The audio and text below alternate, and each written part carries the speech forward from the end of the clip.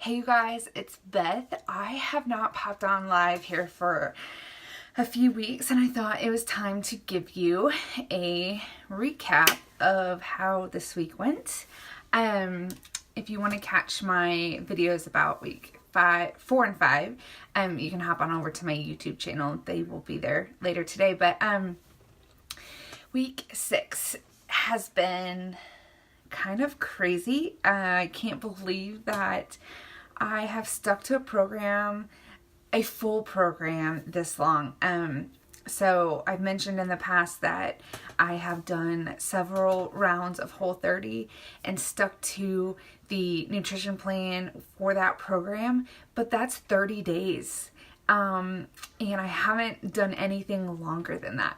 So to be able to say that I have stuck with this for 40 some odd days, my days are all mixed up because they don't count Sundays, but I count Sundays because I ate healthy and I stuck to my nutrition plan on those days.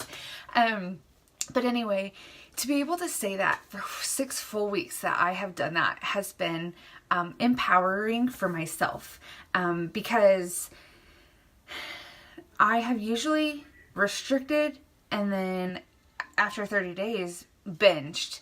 That's about as long as I have gone.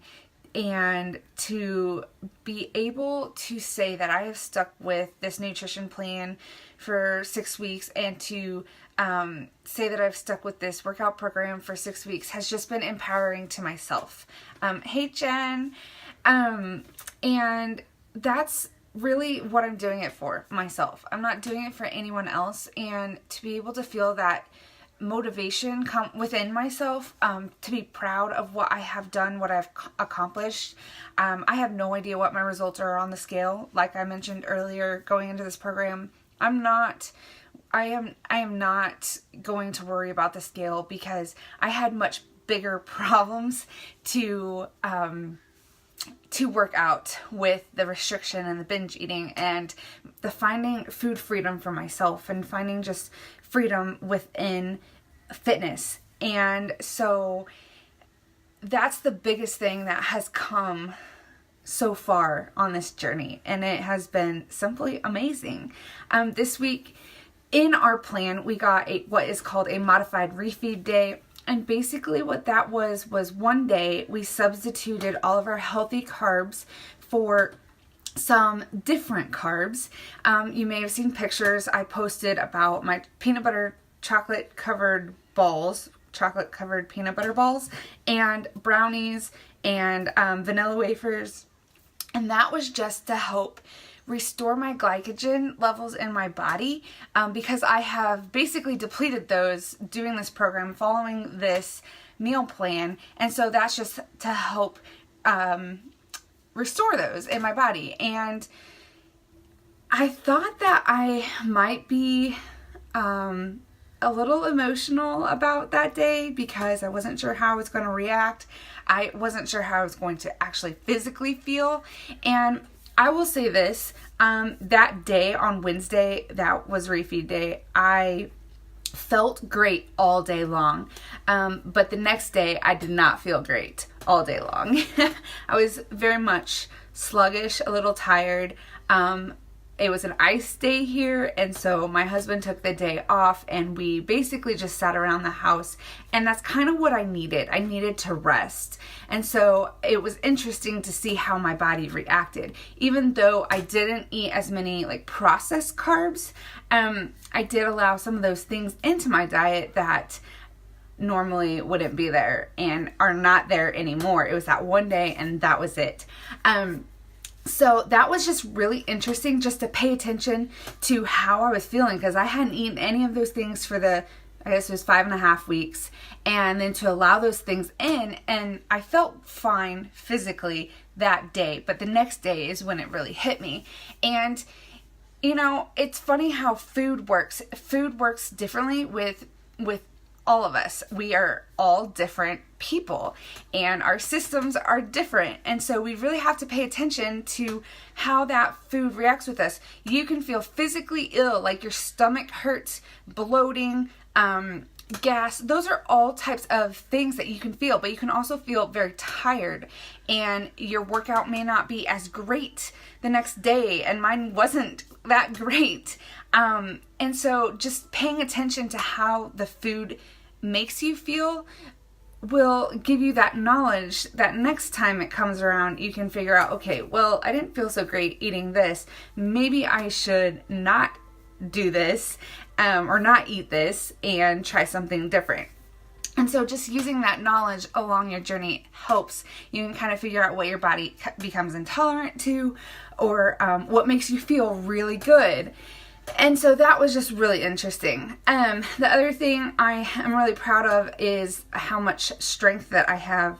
I've really been building. Yesterday I had to go buy some 20-pound weights. Now for some that may not be a lot, but you can't compare your journey with anyone else's, just like I cannot compare my journey with anyone else's.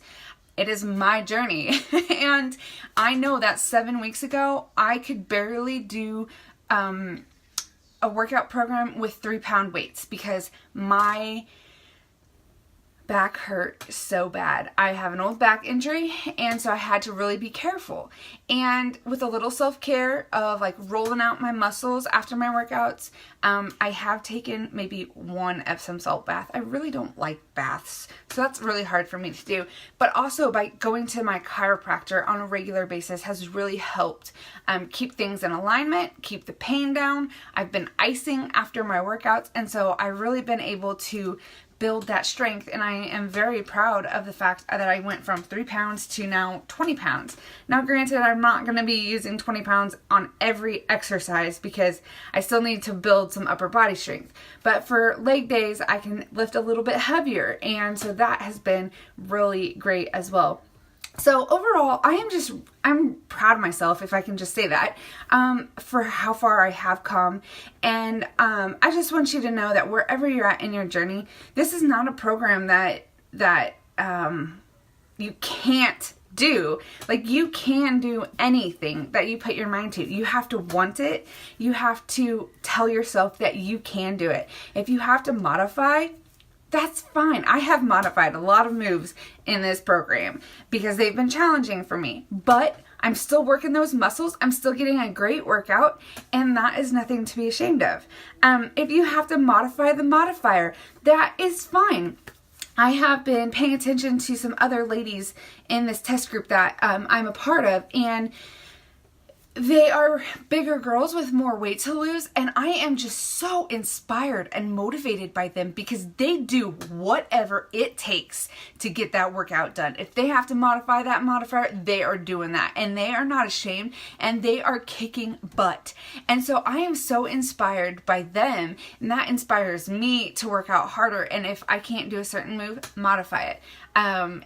You know, I've had to modify several things for my wrist, and so that is okay. There's nothing to be ashamed of when it comes to modifying a move. It just allows us to work on form, make sure that you're not going to injure anything, slow it down, and you still get a great workout and you're still working those muscles. So just encouragement to you, wherever you're at in your journey, if you have to modify, do it.